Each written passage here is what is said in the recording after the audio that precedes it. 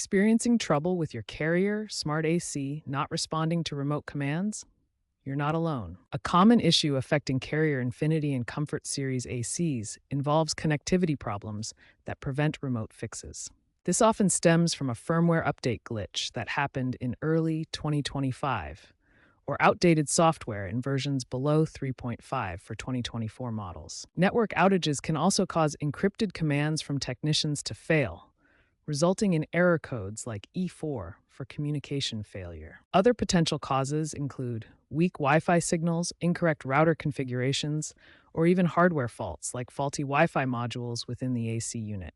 Because of these issues, hybrid manual remote troubleshooting, where on-site visits are recommended for unresolved remote fixes, is the new normal. If your carrier AC isn't responding to remote fixes, start by checking your internet connection. A stable connection with at least 5 Mbps upload speed is crucial. Next, ensure remote access is enabled in the carrier app. Check your firewall settings to ensure they allow connections. Look for firmware updates and install them if available.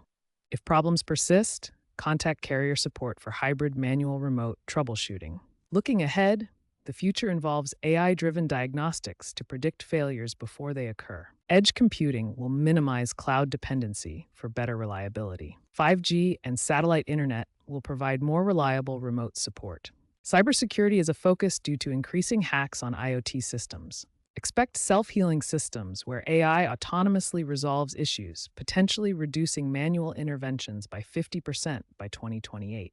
Experts estimate that 15 to 20% of smart AC failures are due to remote fix non-response, with connectivity issues accounting for 60% of those.